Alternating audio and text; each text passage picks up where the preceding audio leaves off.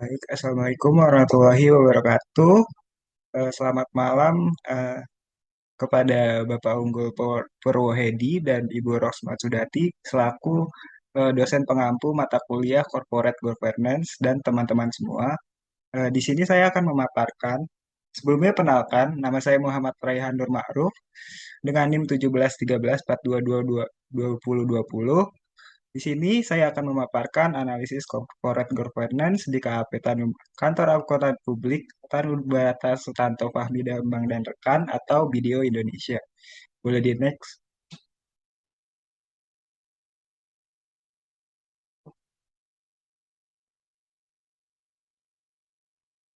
Oke, baik. Untuk latar belakang dan profil perusahaan, tata kelola perusahaan corporate atau corporate governance berperan penting dalam memastikan bahwa organisasi dikelola secara transparan, akuntabel, bertanggung jawab, independen, dan berkeadilan. Melalui pengalaman magang, saya di KAP Tanuberata Susanto Fahmi Bambang dan Rekan atau Video Indonesia, saya berkesempatan untuk mengamati secara langsung bagaimana prinsip-prinsip corporate governance ini diterapkan dalam praktik profesional audit publik. Video Indonesia merupakan salah satu bagian dari video internasional atau video global jaringan firma akuntansi konsultansi terbesar kelima di dunia dan Video Indonesia juga menyediakan layanan audit, perpajakan, advisory, dan pelayanan akuntansi kepada klien di berbagai sektor. Berikut adalah struktur organisasi atau perusahaan dari KP Tanubrata Sutanto Kami Damang dan Rekan, khususnya di tim Pak Susanto Bong, yaitu pertama ada partner, yaitu memiliki tanggung jawab penuh atas seluruh laporan audit yang telah diterbitkan oleh firma. Partner memastikan bahwa setiap laporan audit mematuhi standar profesi akuntan publik, peraturan perundang-undangan, dan etika profesi. Selain itu, berfungsi sebagai pengawasan dan pengesahan laporan. Partner juga terlibat dalam pengelolaan strategis perusahaan seperti pengembangan jaringan klien, perluasan pasar audit, seperti pengembangan serta menjaga reputasi firma. Partner juga bertugas membina hubungan jangka panjang dengan klien, memberikan pengembangan jaringan, memberikan masukan strategis kepada klien atas temuan audit, serta memastikan bahwa seluruh proyek audit dilakukan dengan kualitas tinggi. Partner juga berperan sebagai pemimpin dalam internal KP, memotivasi seluruh anggota tim dan menetapkan arahan kebijakan jangka panjang KP itu sendiri. Kemudian ada senior assistant manager. Assistant manager ini memiliki peran dalam memimpin tim audit dan memastikan seluruh proses audit berjalan dengan sesuai standar profesional yang berlaku. Mereka bertanggung jawab atas perencanaan pelaksanaan dan review akhir audit, serta memastikan bahwa laporan keuangan klien telah disusun secara benar dan bebas dari kesalahan material. Yang ketiga ada asisten manajer. Asisten manajer ini bertugas melakukan review untuk menyeluruh laporan audit dan memberikan persetujuan sebelum laporan tersebut dikirim ke partner. Selain itu, asisten manajer juga dapat berhubungan antara tim audit dan klien di level manajerial sehingga eh, kemampuan komunikasi dan diplomatasi itu sangat penting. Mereka terlibat dalam diskusi-diskusi isu-isu audit yang kompleks dan memberikan solusi yang efektif dan membantu dalam pengambilan keputusan. Kemudian yang keempat ada supervisor, yaitu melakukan review akhir seluruh kertas kerja laporan yang disusun oleh tim senior dan asosiat. Mereka juga memastikan bahwa prosedur telah dijalankan sesuai dengan standar audit. Kemudian ada senior auditor satu yang ditugaskan untuk menangani klien menengah hingga besar dengan kompleksitas transaksi yang lebih tinggi. Tugas utamanya itu meliputi perencanaan audit secara menyeluruh, memastikan bahwa tim audit menjalankan prosedur audit sesuai dengan standar profesional, serta melakukan analisis atas laporan keuangan dan transaksi signifikan dari klien. Kemudian ada senior auditor 2 yang bertugas mengkoordinir dan memantau pekerjaan associate auditor selama proses audit berlangsung. Seorang senior 2 akan menjangkau kertas kerja atau working paper yang disusun oleh asosiat untuk memastikan akurasi dan kesesuaian dengan standar prosedur audit. Yang terakhir ada associate auditor, merupakan posisi awal jenjang karir auditor. Tugas utamanya yaitu melaksanakan prosedur audit dan berdasarkan program kerja yang telah ditetapkan oleh tim senior. Seorang asosiat akan melakukan pemeriksaan atas dokumen transaksi klien dan melakukan pengujian substantif atau pengujian pengendalian setelah menyusun kertas kerja atau working paper dengan dokumentasi yang jelas dan lengkap. Boleh next.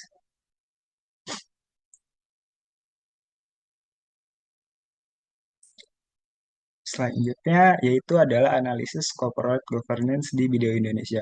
Analisis ini mengacu pada prinsip-prinsip OECD atau corporate governance dan praktik audit profesional audit. Eh, yang pertama itu ada transparansi dan akuntabilitas. Video Indonesia menunjukkan komitmen terhadap terhadap transparansi melalui sistem dokumentasi atau audit digital sebagai yang memastikan audit trail dokumentasi secara sistematis.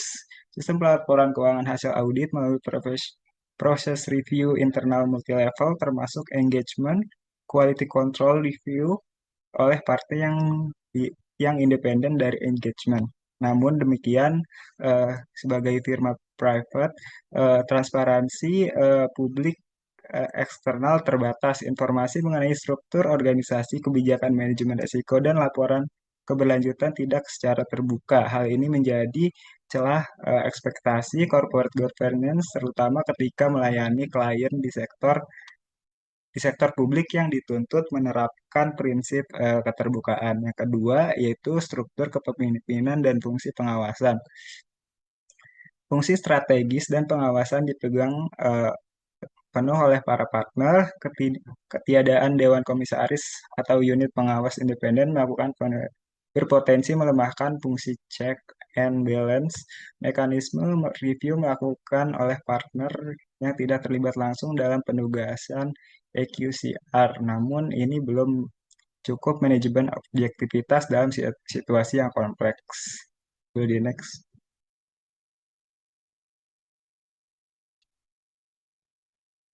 Selanjutnya adalah manajemen risiko. Video menerapkan sistem risk-based audit dan prosedur penilaian risiko sejak tahap pra-engagement.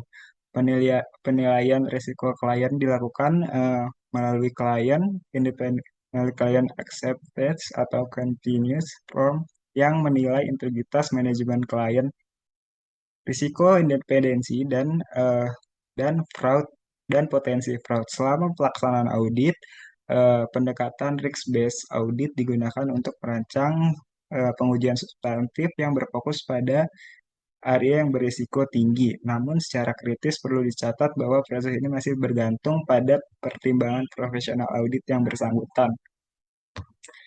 Kemudian yang keempat ada kepatuhan terhadap regulasi dan kebijakan.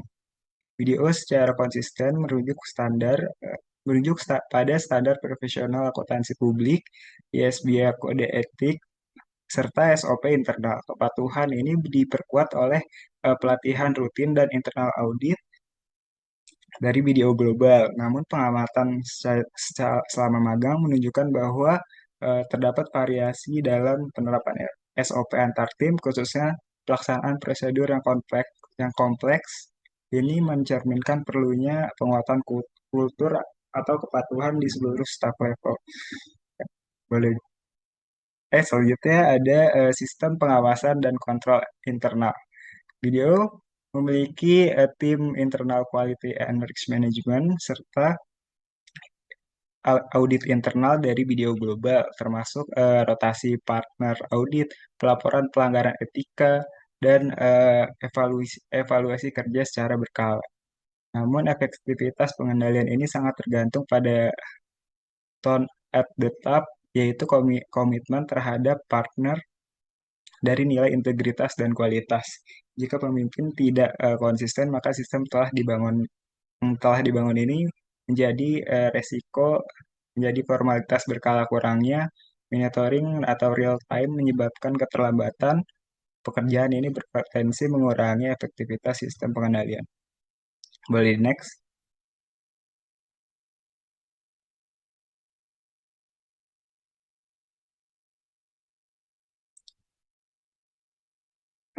Slide sebelumnya.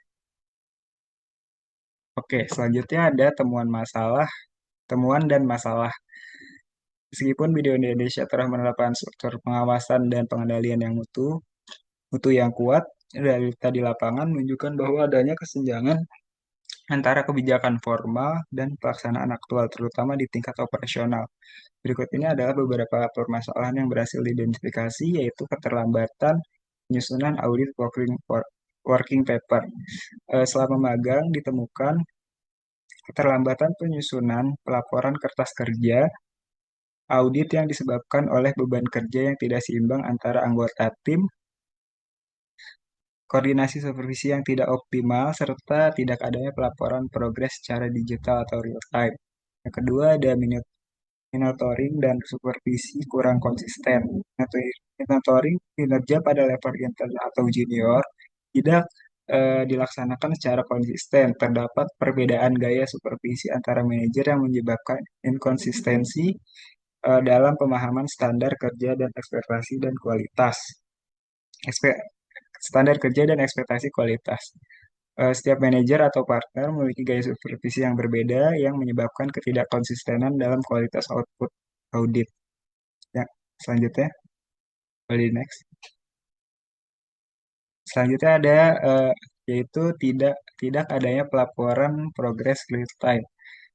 Sistem pelaporan pekerjaan masih manual dan bergantung pada komunikasi informal. Akibatnya partner atau manajer seringkali terlambat mengetahui adanya backlog atau kendala yang dalam pelaksanaan audit.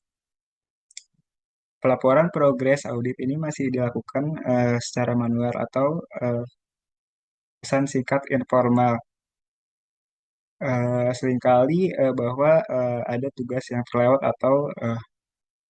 terlewat atau terlambat yang meningkat. Boleh. Eh, Selanjutnya ada keterbatasan teknis auditor baru. Auditor baru dan intern atau anak magang belum dapat pelatihan teknis yang memadai. Hal ini berdampak pada efektivitas di lapangan dan pemahaman terhadap peraturan PMK, SAP, dan sistem keuangan daerah. Boleh di next. Selanjutnya ada rekomendasi perbaikan. Yang pertama yaitu ada implementasi sistem pelaporan progres digital.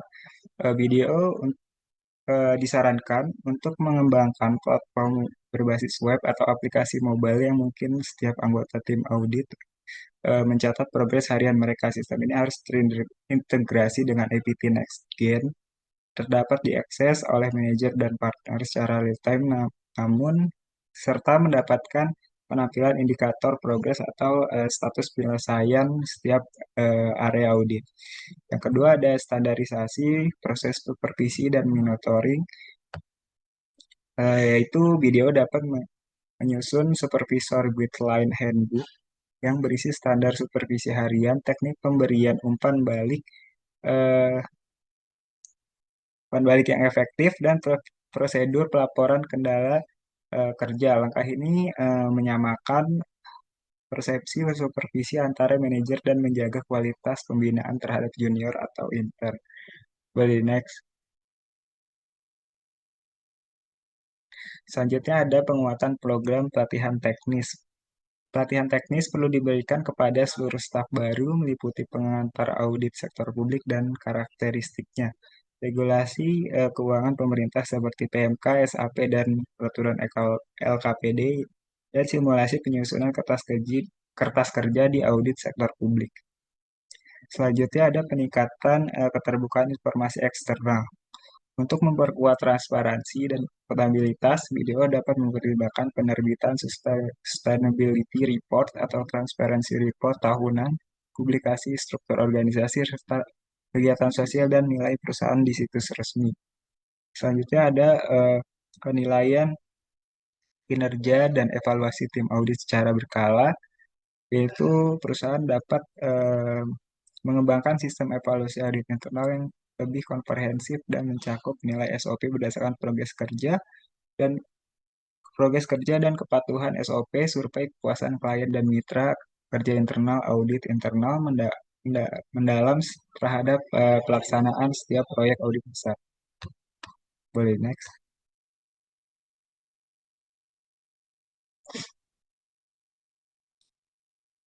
Oke, eh, untuk kesimpulannya dari hasil analisis yang telah disimpulkan bahwa penerapan prinsip corporate governance telah dilakukan secara mendasar melalui sistem dokumentasi digital, eh, prosedur audit berbasis risiko, dan kerangka pengawasan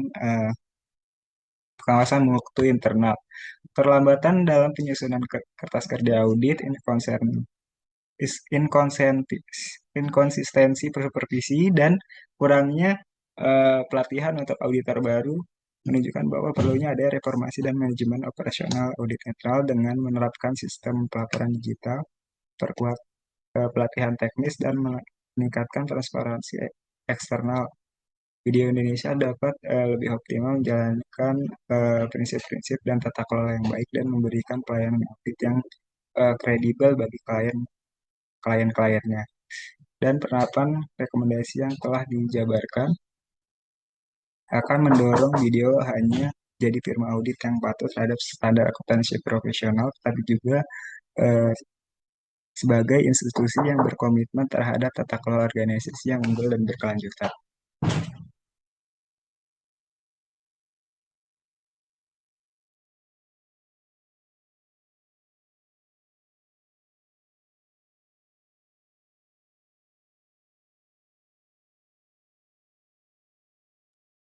Baik, mungkin sekian presentasi dari saya. Apakah ada pertanyaan? Jika ada pertanyaan dipersilakan.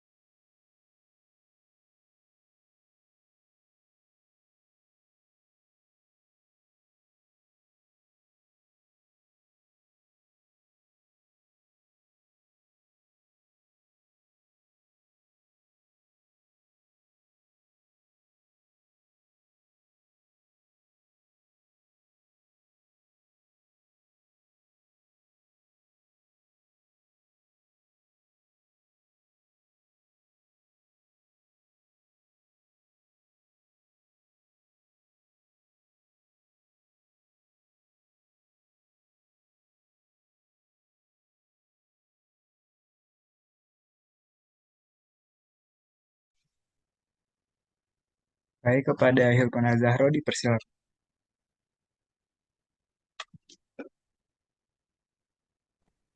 Oke, baik Rehan.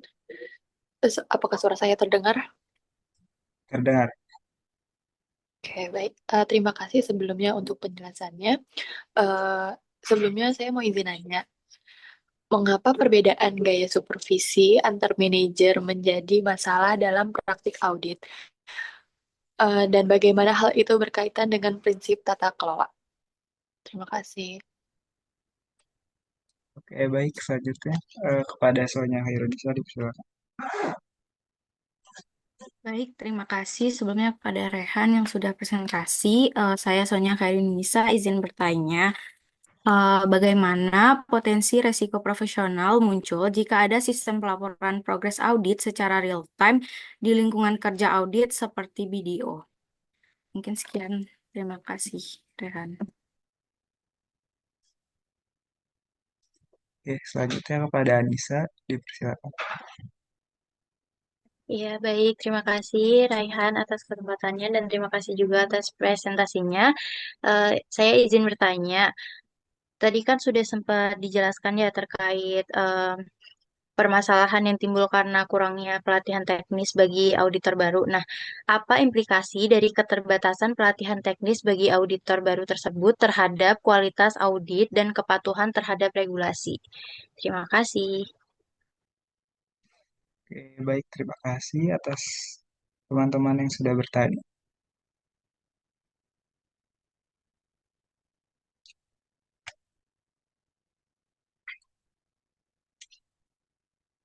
Oke, baik. Mungkin saya akan menjawab pertanyaan pertanyaan dari Hilmun. Mengapa perbedaan gaya supervisi antara, antara manajer menjadi masalah dalam praktik audit dan bagaimana hal itu eh, berkaitan dengan prinsip tata kelola?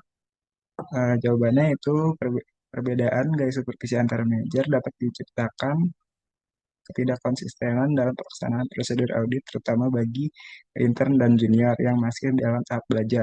Hal ini menyebabkan ambiguitas ekspektasi kerja, perbedaan pemahaman terhadap standar audit, dan potensi kesalahan dalam penyusunan kelas kerja yang eh, perspektif. Dari perspektif tata kelola, hal ini menunjukkan bahwa lemahnya standarisasi dan accountability serta bertentangan dengan prinsip responsibility atau dalam corporate governance yang menekankan perlunya sistem yang adil dan konsisten dalam pengelolaan sumber daya manusia. Apakah sudah terjawab, Hilman? Oke, baik. Selanjutnya saya akan jawab pertanyaan dari Anissa, yaitu apa implikasi dari keterbatasan pelatihan teknis bagi auditor baru terhadap kualitas audit dan kepatuhan terhadap regulasi. Jawabannya yaitu keterbatasan pelatihan teknis mengakibatkan auditor baru kurang siap dalam memahami kompleksitas tugasnya, khususnya dalam audit sektor publik yang memiliki regulasi tersendiri seperti SAP, PMAK, dan sistem keuangan pemerintah daerah. Implikasi jangka pendeknya yaitu meningkatnya kebutuhan supervisi dan potensi kesalahan dalam pengujian audit. Untuk jangka panjangnya yaitu hal ini bisa mengarah ketidaksesuaian hasil audit dengan standar regulasi yang berlaku, melemahkan sistem kompetensi, integritas, dan komplikasi yang merupakan bagian tak terpisahkan dari tata kelola profesional di lingkungan kantor akuntan publik itu sendiri. Apakah sudah terjawab, Anissa? Sudah, Raihan. Terima kasih. Oke, baik. Selanjutnya,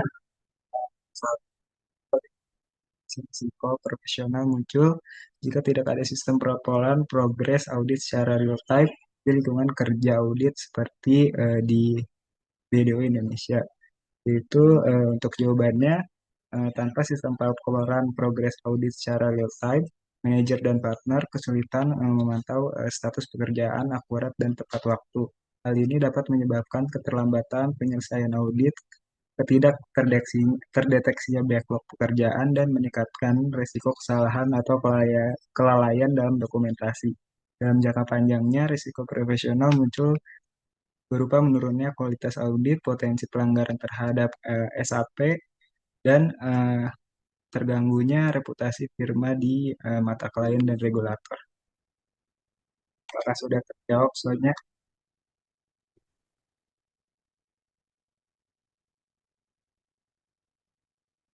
Oke, mungkin soalnya ada kendala jaringan. Mungkin dari Sudah terjawab, saya, Rehan. Terima kasih. terima kasih. Baik, mungkin eh, cukup sekian pemaparan dari saya dan sesi tanya jawab. Lebih mohon maaf jika ada kesalahan. Wassalamualaikum warahmatullahi wabarakatuh.